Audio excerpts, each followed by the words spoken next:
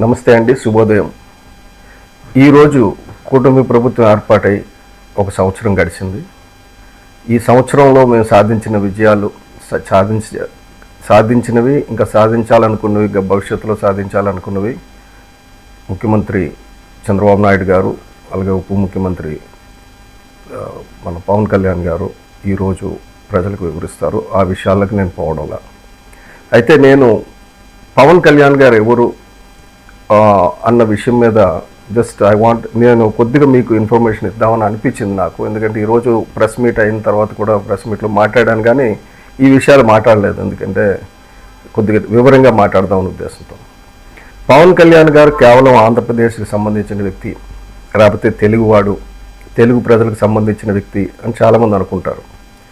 కానీ అది వాస్తవం కాదు. పవన్ కళ్యాణ్ గారు ఈ ప్రపంచం నా కుటుంబం అనుకునే వ్యక్తి. ఆయన ఈ రాష్ట్రాన్ని, ఈ దేశాన్ని, తద్వారా ఒక రకంగా ప్రపంచాన్ని కూడా 2024లో పొలిటికల్గా రక్షించారు. పొలిటికల్ లీడర్షిప్ ప్రపంచానికి మోడీ గారి లీడర్షిప్ ఎంత అవసరమైందో చూశారు మీరు 24 తర్వాత. అలాగే ఆంధ్రప్రదేశ్లో పవన్ కళ్యాణ్ గారు ఒక భయంకరమైన రాక్షస ప్రభుత్వం నుంచి, రాక్షస పాలన నుంచి ప్రజలను కాపాడిన విధానం, అది కూడా ఇప్పుడు కాపాడారంటే ఎవరు కూడా ఊహించిన సమయంలో ప్రతిపక్షం అంటే అధికార పక్షానికి బాగా వ్యతిరేకత ఉంది ప్రజల్లో. ప్రధాన ప్రతిపక్షమైన తెలుగుదేశం పార్టీ అధ్యక్షుడే జైల్లో ఉన్నాడు. పార్టీ క్యాడర్ అంతా ఇళ్లకు పరిమితం అయిపోయింది. అంటే అగమ్య గోచరంగా తెలుగుదేశం పార్టీ ఉన్న పరిస్థితిలో ఒక కృష్ణ పరమాత్ముడిలాగా వచ్చి అక్కడ జైలుకు వెళ్ళి చంద్రబాబు నాయుడు గారితో మాట్లాడి బయటకు వచ్చి నేను తెలుగుదేశంతో కలిసి ఎన్నికల్లో పోటీ చేస్తున్నానని చెప్పడం.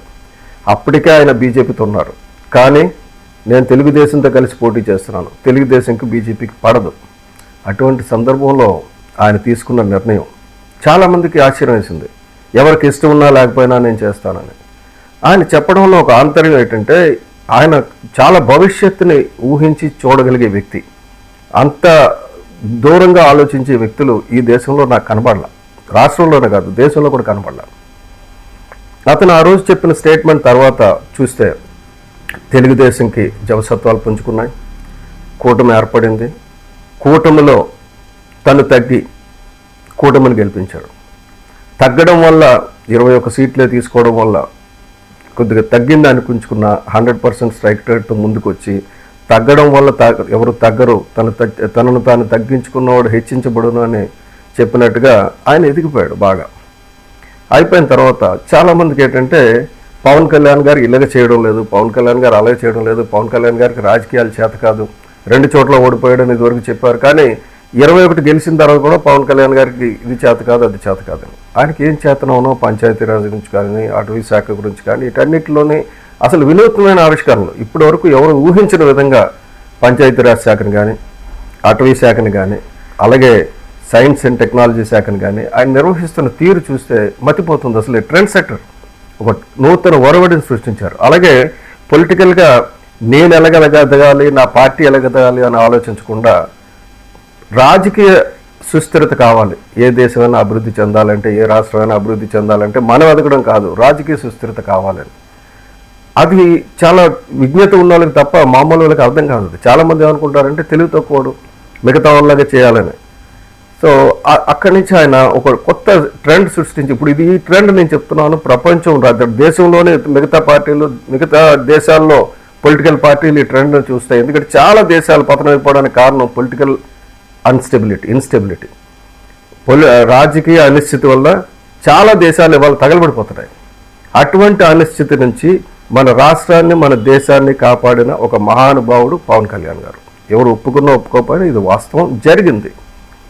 అలాగే బీజేపీ అంటే ఒక మతతత్వ పార్టీ అని చంద్రబాబు నాయుడు గారు కూడా చేదరించుకొని దూరం అయిపోయినా కూడా ఈయన అదే మతతత్వ పార్టీతో జత కట్టడం.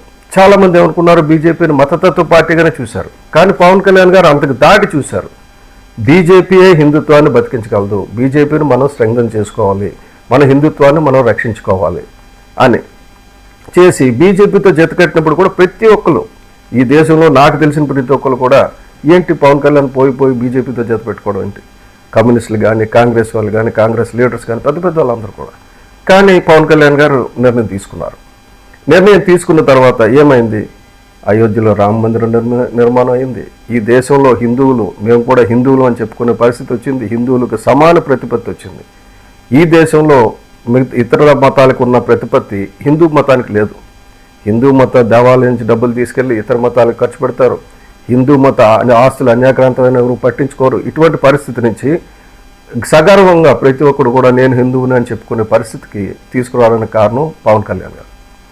ఆయన he stood for the country as a citizen, అంటే మన దేశానికి ఒక పౌరుడిగా నిలబడ్డాడు. మన హిందూ ధర్మానికి ఒక హిందూవాదిగా, హిందూగా జన్మించినందుకు హిందూ ధర్మాన్ని కాపాడుతున్నాడు. అలాగే భారతీయత అంటే అన్ని మతాలని ఆకలించుకోవాలి కాబట్టి ఏ మతాన్ని ఆయన ద్వేషించే పని లేదు. మిగతా వాళ్ళకి పవన్ కళ్యాణ్ గారికి తేడా ఏంటంటే ఎవరైనా ఒక మతాన్ని ప్రేమిస్తూ ఇంకో మతాన్ని ద్వేషిస్తారు. పవన్ కళ్యాణ్ గారు మాత్రం తన మతాన్ని తను ప్రేమిస్తూ ఇతర మతాలను ప్రేమించే కొత్త వరుడికి అగైన్ ఆయన ఒక డోర్స్ ఓపెన్ చేశారు. దానివల్ల ఏంటంటే శాంతి, మన దేశంలో శాంతి వస్తుంది. ఈ శాంతిని మిగతా దేశాలు కాపీ చేసే పరిస్థితి వస్తుంది.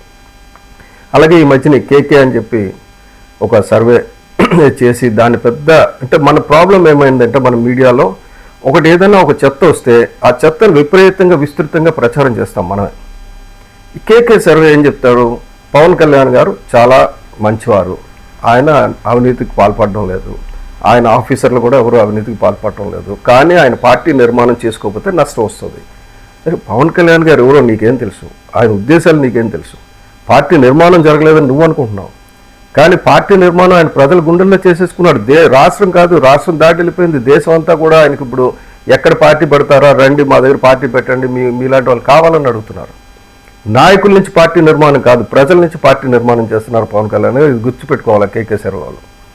ఎందుకంటే చాలామంది రాజకీయ పార్టీ అనగానే ఏదో అధికారం ఆశించో, డబ్బు ఉన్నవాడు గుర్తింపు గురించో, లేకపోతే డబ్బు ఉన్నవాడు ఒక ఎమ్మెల్యే అవుదామనో, ఎంపీ అవుదామనో, మంత్రి అవుదామనో, అధికారం సంపాదించుకుందామని ఒక ఆశ ఉండొచ్చు. కొంతమంది అధికారం చాటునే డబ్బులు సంపాదించుకోవచ్చు, అక్రమ సంపాదన కూడా చేస్తూ ఉండొచ్చు. కొంతమంది ఇంకొకరు ఎదగకుండా ఉండాలని ఈ పార్టీలకు రావచ్చు.